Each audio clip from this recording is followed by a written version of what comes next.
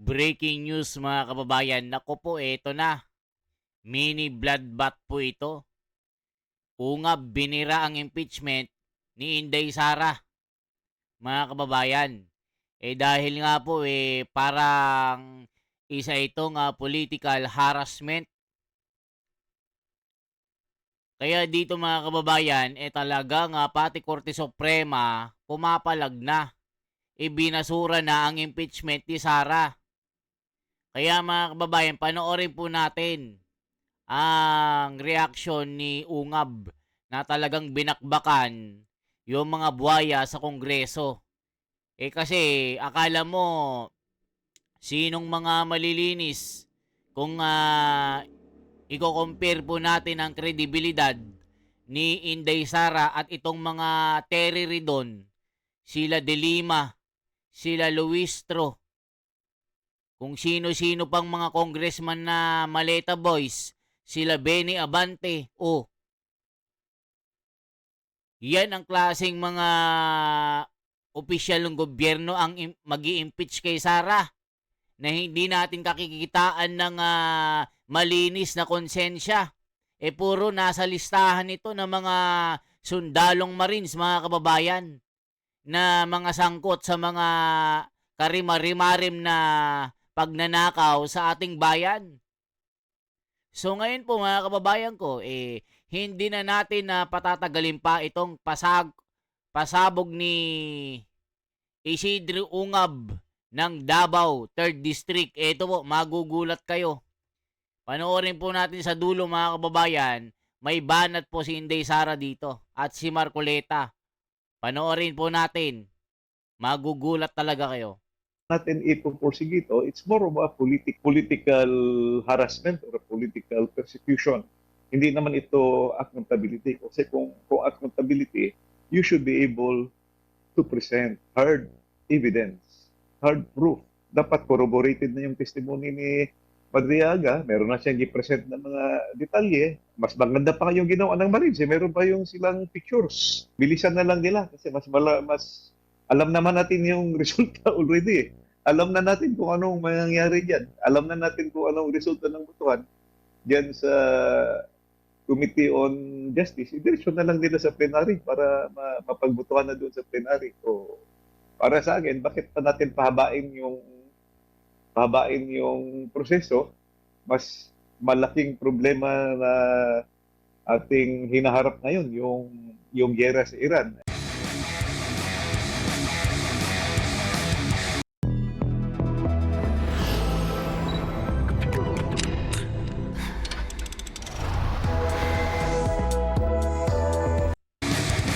Sir, ano pong masasabi ninyo doon sa binanggit ni Chairwoman Jervel Luistro na mukhang lumalabas, mini-trial daw yung ginagawa laban kay VP Sara sa House? Anong tingin mo doon, sir? Well, actually, first time natin narating ito na merong gagawin na hearing dito sa Committee on Justice, no? What I mean is first time in the recent history kasi based sa maalala ko lang nung mga impeachment, konsehal ako nung nakikita ko nung impeachment ni President Erap Estrada, dumiretso rin sila sa plenary, no? Dumiretso na sila sa Senado kasi they got the numbers, the direksyon na ni the time as speaker si Manny Villar. Then ganun din ang nangyari sa impeachment ni Justice Corona, dumiretso na rin because they got the numbers, 1/3 votes needed to recommend directly to the Senate. Tapos ngayon, dito sa House, itong impeachment ni VP Sara, yung last year ni declare na constitutional yun ng Supreme Court. Ito naman ngayon is a few endorsements from members of the House of Representatives. So, ginawa nila yung hearing. So, first time ito na gagawin yung hearing. But para sa akin, yung gagawa ng hearing, sila naman din yung karamihan, sila na rin yung mga complainant or petitioners.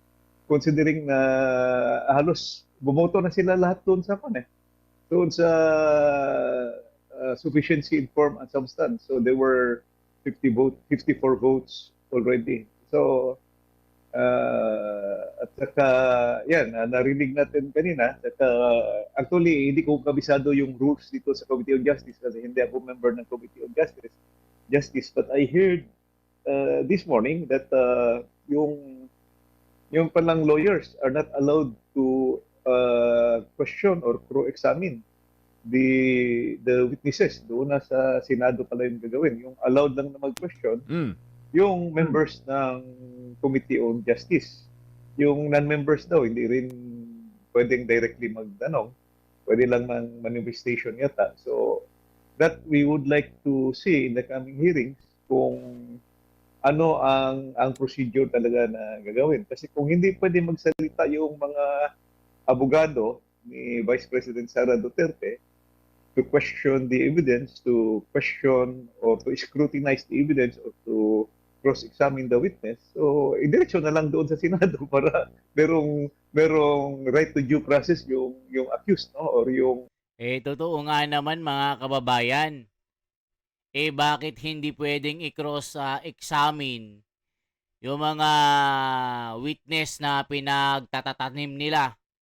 Ang magiging witness daw yata dyan ay si Madriaga, na alam natin na yan ay gawa-gawa lang ni Madriaga. Isipin mo, gagamitin pa na siya yung miyembro at kaanib ng isang respetadong reliyon. Noon yun, miyembro daw siya pero gumawa siya ng kasalanan, gumawa siya ng kabalbalan, wala nang pakialam kung ikaw ay kasi nakakulong ka na Tapos gagamitin mo pa na ikaw ay isang kaanib ng respetadong organization na ito. Kaanib ako dyan. O para magkaroon ng kredibilidad yung mga sinasabi mo. Di ba mga kababayan? Ako yung yung aid ni Sara. Kahit hindi naman. Parang matubato ito. Na sa huli kumanta na gawa-gawa lang yung kwento at pinagawa siya ng mga script na inutusan ni Trillanes. Isipin nyo para idiin si Tatay Digong sa DDS daw, yung Davao Death Squad. Ayun, kwento-kwento lang pala. Kaya mga kababayan, itong impeachment na ito ay isang political harassment. Hindi yun naman talaga ito yung sinasabi nila na magbibigay ng liwanag kung sino ang korap.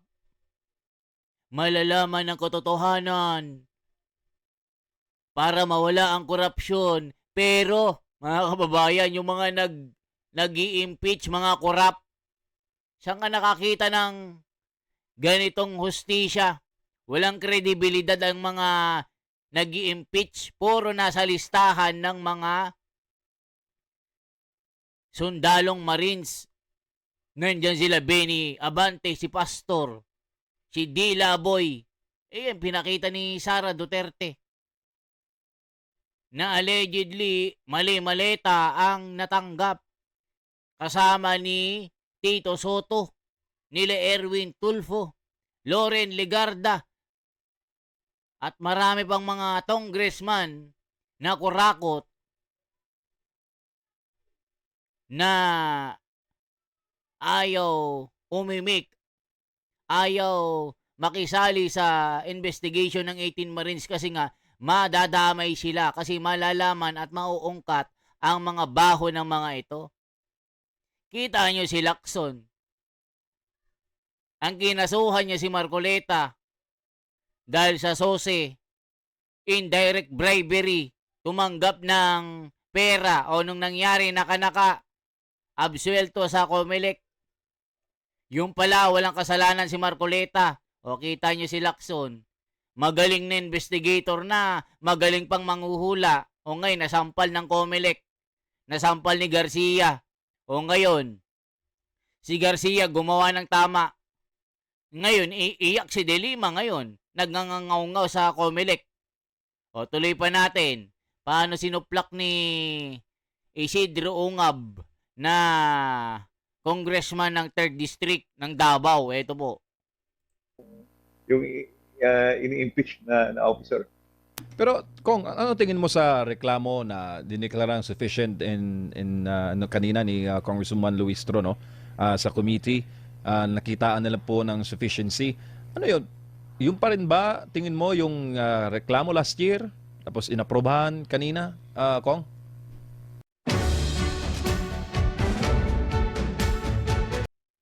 O, di ba mga kababayan, the impeachment is sufficient in substance. Sapat ang mga ebidensya na ipapakita. Nek-nek nyo, sabi ng taong bayan dito, mga nek-nek nyo. Kaya nyo lang ginagawa niyan. Kaya nyo ginagawa, pinagkakaisan si Sara, kasi nga takot kayong maging presidente ito.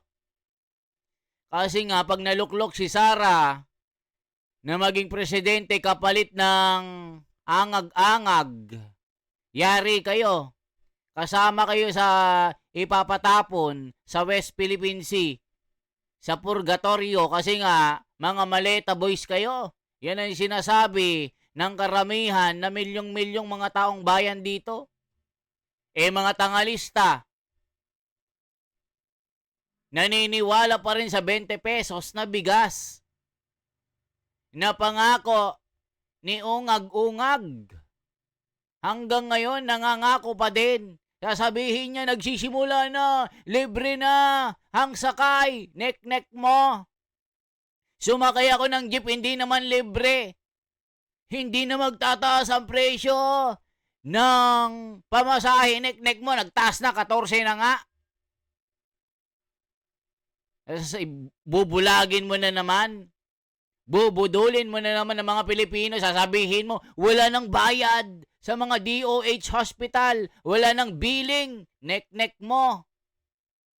Bubudulin mo na naman. Sasabihin mo na naman, wala nang pamasahe, hindi na magtataas. May free ride na. Free ride. Kakasakay ko lang mahal-mahal ng pamasahe. Binubulag nyo na naman ng mga tao. Actually, I found it redundant kasi na-declare na nga sufficient in form and substance, di ba?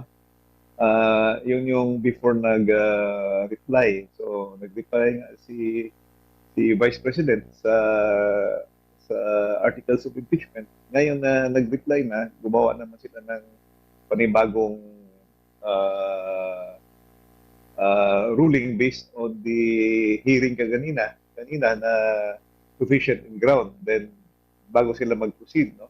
So, let's say, yun nga ang nasa rules daw, but as I have said earlier, first time natin ito na merong gagawing hearings dito sa House of Representatives. So, bilisan na lang nila kasi mas alam naman natin yung resulta already. Alam na natin kung anong mangyayari diyan. Alam na natin kung anong resulta ng botohan diyan sa Committee on Justice. Idiretso na lang nila sa plenary para mapagbotohan na doon sa plenary. So, para sa akin, bakit pa natin pahabain yung proseso? Mas malaking problema na ating hinaharap ngayon, yung giyera sa Iran, and prices are starting to increase. Yung presyo ng gasolina, paakyat na nagpaakyat. Almost every week, every day. Yung mga presyo ng bilihin, umaakyat na rin. At saka, well, to summarize, tingin ko political talaga itong nangyayari, itong impeachment ni Vice President Sara Duterte. Pinapasagot siya sa isang confidential fund na 125 million na wala pa namang final ruling yung COA kasi it's still pending there. Yung notice of disallowance, I understand, is still under appeal. So, i-discuss pa yon doon sa level sa Commission on Audit. Sa kung ano man ang resulta doon, is still appealable. Iakyat pa yan sa korte. No?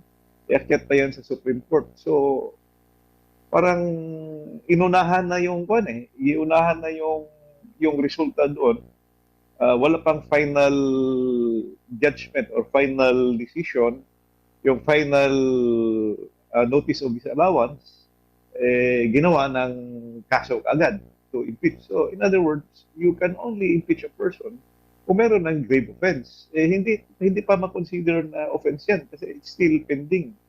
Pending in the COA, it's still also pending in the pending kung ano mang kalabasan yan, pending appeal pa yan kasi pwede pang i-appeal sa Supreme Court. Then yung isang panibagong nilabas lang nila is yung affidavit or testimony nung Ramil Madriaga na highly questionable naman yung credibility kasi at present nasa detention pala yun sa loob ng BGMP kasi meron siyang case doon sa may case na siya na kidnapping. So ano bang credibility ng tao na ito claiming to be somebody close to the Vice President? Hindi ko nakikita ito nung panahon ng kampanya, hindi ko nakikita ito nung panahon ni PRD. So Oo nga mga kababayan, pansin ko rin yan. Kung talagang naging aide ito ni Sara Duterte, dahil nung campaign sumasama kami kina Sara nung campaign nung vice presidente ito. Kasama si BBM, hindi ko naman nakikita yung si Madriaga na yan. Mga kababayan, dahil sumusunod kami noon, binablog po namin kahit saan magpunta si Sara at si BBM noon. Suportado namin yung dalawang unity. Pero anong nangyari? Nabudol tayo. Oh, tapos sasabihin nyo, aid yan ni Sara. May kaso pala. Ang dami nang ginamit para lang mapaniwala ang taong bayan na may credibility. Wala pala. Yari, iyak na. Iyak si Diliwa Trillanes dito. I really doubt the credibility ng taong ito. I would prefer to say that he is a fiction. So, bakit pa natin ipupursige ito? It's more of a political harassment or a political persecution. Hindi naman ito accountability. Kasi kung accountability, you should be able to present hard evidence, hard proof. Dapat corroborated na yung testimony ni Madriaga. Meron na siyang i-present na mga detalye. Mas maganda pa yung ginawa ng Marines. Meron pa yung silang pictures. Kita nyo, mas maigi pa yung mga ginawa ng Marines eh. May mga matitibay na ebidensya. May mga picture. Detalyado, garantisado ang mga salaysay na isinulat doon sa kanilang papel na affidavit. Nandyan lahat ng mga congressman, mga senador. Kita nyo, si Tito Soto, nagkamal ng mali-malitang pera ayon sa mga sundalong ito. Na kay Lacson, gawa-gawa lang yung mga kwento. Hindi totoo ang mga ito. May political color ito, may kulay. Ba't itinaon na anniversary ng ng People Power? Bakit hindi kahapon at ngayon? Bakit itinaon talaga? Ibig sabihin, meron talaga kulay. Tapos sinulpak ni Marcoleta, yun. Nahulog sa upuan. Nanginig. Di makaimik eh. Kung ano-ano mga sinasabi. Willing ako mag-imbestiga basta gawin nilang maayos ang kanilang salaysay. Huwag nilang dayain. Paano mo nasabing daya yung kanilang mga salaysay? Manghuhula ka? Yan ang sabi ni Marcoleta eh. Kung kailan ka tumanders, kung kailan ka naging matanda ng hukloban, yan ang sabi ng mga tao. Masakit na salita pero totoo. Dati hinahangaan ka namin. Bawat salita mo may kapangyarihan at may kredibilidad. Pero ngayon, sinira mo ang tiwala ng taong bayan. Yan ang sinasabi ng mga tao. Hindi ka na gumawa ng tama. Lagi kang si Tapal King. Yan ang sabi ni Marcoleta, mga kababayan ko. So, ano masasabi nyo? For transparency, for a better democracy. Isang like naman dyan, isang share at isang subscribe. Salamat po.